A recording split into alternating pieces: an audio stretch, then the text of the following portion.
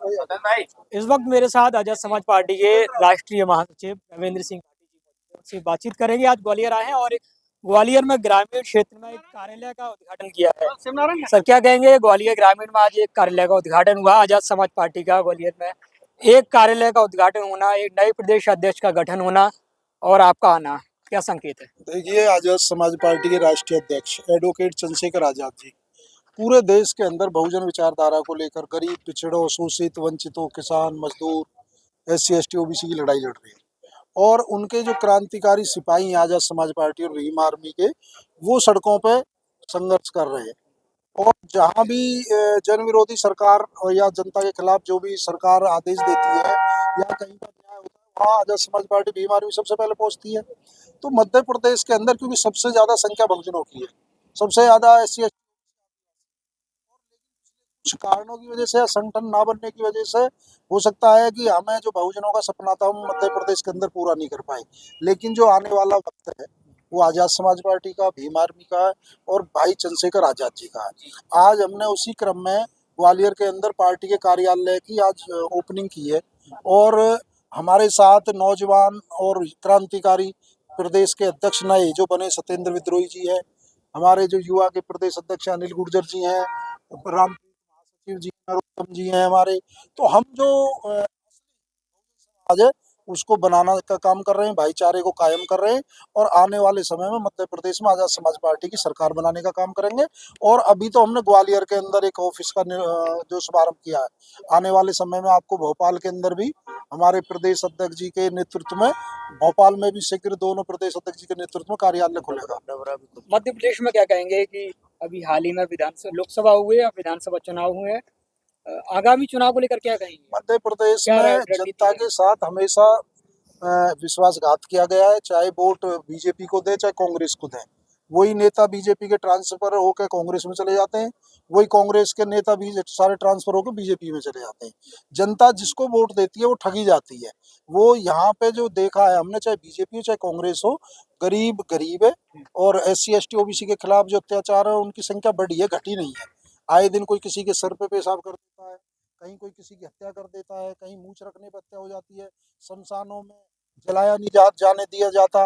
तो आज आजाद आजाद भारत के 75 वर्ष के बाद भी जो मोदी जी का अमृत काल है, वो जो सबका साथ सबका विकास है, उसमें केवल वो चंद लोगों का विकास कर रहे हैं। जो बड़ी आबादी है देश की, बहुजन आबादी जिसमें SC ST OBC के लोग रहते हैं, उसमें उनकी दशा आप देख लो जाकर। उन पर अत्याचार हो रहे हैं, हक और अधिकारी की बात छोड़ दो। जब चुनाव आता है, जब तो ये दलितों के पैर धोते हैं, बाल्मीकियों के पैर धोते हैं, लेकिन जैसे चुनाव खत्म होता है फिर उन पर अत्याचार शुरू हो जाते हैं। तो आने वाले समय में आजाद समाज पार्टी के राष्ट्रीय अध्यक्ष चंद्रशेखर आजाद जी के नेतृत्व में ये मध्य प्रदेश में परिवर्तन होगा और यहाँ जनता आजाद समाज पार्टी की सरकार बनाने का। सड़क से संसद तक का सफर, चंद्रशेखर जी का राजनीतिक सफर, और क्या कहेंगे कि लोकसभा में अलायंस की तुलना में उन्होंने अपनी इंडिविजुअल पार्टी से चुनाव लड़ा और जीते, देखिए, पहली बार सांसद बने। हमारा प्रयास था कि जो संविधान विरोधी लोग हैं सबसे पहले उनको रोका जाए। उसके लिए हम समान विचारधारा वाले लोग और जो मानववादी लोग हैं, जो अम्बेडकरवादी लोग हैं, जो इंसानियतवादी लोग हैं, उनके साथ हम मिलके हम भारतीय जनता पार्टी को रोकना चाहते थे। क्योंकि ये 400 पार का आंकड़ा देके ये भारतीय संविधान को खत्म करना चाहते थे। और संविधान बाबा साहब ने हर वर्ग के लिए लिखा है, उसमें कि ये नहीं है को केवल दलितों के लिए, उसमें पिछड़ों के लिए भी है, महिलाओं के लिए भी है, किसानों के लिए भी है, मजदूरों के लिए भी। जब संविधान ही खतरे में है तो और उस सरकार के खिलाफ हम चुनाव लड़ने के लिए तैयार थे। लेकिन जब किसी ने उसमें इंडिया गठबंधन में जरूरी नहीं समझा कि दलितों की उसमें भागीदारी हो, जो देश में पूरे देशों की आवाज उठाते हैं चंद्रशेखर आजाद जी, जिनका लोहा विश्व ने भी, टाइम्स मैगजीन ने भी माना, उनको उसमें इंडिया गठबंधन में नहीं रखा गया। फिर भी हमने अपने जो संविधान की रक्षा के लिए एक केवल नगीना की सीट पे उत्तर प्रदेश में और एक सीट डुमरियागंज थी, 2 सीटों को छोड़कर हमने संविधान को जो खत्म करने वाले लोग हैं उनको रोकने का काम किया।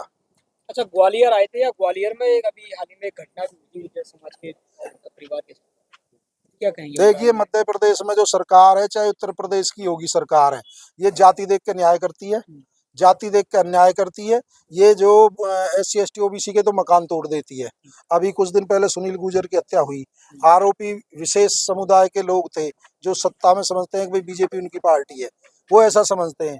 उन पर किसी का मकान नहीं तोड़ा गया, लेकिन यदि यही कोई घटना कहीं और SC ST OBC के कोई लोग कर देते तो उनका 1 मिनट में बुलडोजर पहुंच जाता। जाति देखकर जाति देख के कार्रवाई होती है, जाति देख के मकान टूटते हैं। मैं तो आपके माध्यम से कहना चाहूंगा कि ये दलपुरा गांव में ये कुछ अधिकारी हैं, इन्होंने एक मकान तोड़ के पूरे गांव से वसूली करना चाहते थे, जबकि गांव का जो स्वरूप होता है उसमें आपको वो नक्शे से नहीं बना हुआ होता, तो गांव ही है उसमें। और फिर भी गाय को पालने पे उनकी गाय को जब्त करके ले गए। जो गाय के नाम पे सरकार वोट लेती है, जो हिंदुत्व के नाम पे वोट लेती है, क्या आया अब हिंदुत्व नहीं है? उनका मकान तोड़ दिया गया, कोई नोटिस नहीं। सुप्रीम कोर्ट का आदेश है कि आप किसी को 15 दिन का नोटिस दोगे, 5 मिनट में के अंतर में अपनी ईगो के कारण, अपनी तानाशाही के कारण, अपनी हिटलरशाही के कारण। तो आप बहुत सारे केस आपने देखे होंगे, जैसे आकाश गुजर का एनकाउंटर हुआ और बहुत सारे एनकाउंटर हुए। यदि वो स्वर्ण जाति का यदि आरोपी होगा तो उसका मकान नहीं टूटेगा, नहीं आज तक टूटा है। और यदि मुआवजा, यदि कोई घटना विशेष समुदाय के साथ हो जाती है तो उसे 50-50 लाख रुपए दिए जाते हैं, सरकारी नौकरी दी जाती है, OSD की नौकरी दी जाती है। और यदि कोई SC ST OBC का है तो नौकरी की छोड़ो, उसको न्याय नहीं मिल पाता। ये उत्तर प्रदेश हो चाहे मध्य प्रदेश हो, ये बीजेपी की सरकार ये जाति देख कर न्याय करती है। ये जातिवादी सरकार है, ये धर्म के नाम पे राजनीति करती है, ये हिंसा के नाम पे, नफरत के नाम पे राजनीति करती है। गरीब, मजदूर, किसान इनके एजेंडे में ही नहीं है। दलित, OBC, पिछड़े, आदिवासी इनके एजेंडे में ही नहीं है। ये कहती हैं सबका साथ सबका विकास, लेकिन असली इनका नारा है सबका साथ, कुछ का साथ, कुछ का विकास और औरों का विनाश। और दूसरा एक चीज और मैं कहना चाहता हूँ, जो ये महिला सशक्तिकरण की बात कर रहे हैं, एक विधवा महिला का मकान तोड़ दिया, ये बीजेपी का महिला सशक्तिकरण है। ये महिला विरोधी, गरीब विरोधी, दलित विरोधी, संविधान विरोधी, आरक्षण विरोधी सरकार है। आजाद समाज पार्टी आने वाले चुनाव में भाई चंद्रशेखर आजाद जी के नेतृत्व में अब कहीं इन्हें सबक सिखाने का काम करेगी। धन्यवाद। ये मेरे साथ मौजूद थे आजाद समाज पार्टी के राष्ट्रीय महासचिव रविंद्र भाटी, जो कि ग्वालियर में ग्रामीण क्षेत्र में अपने कार्यालय का उद्घाटन करने आए थे।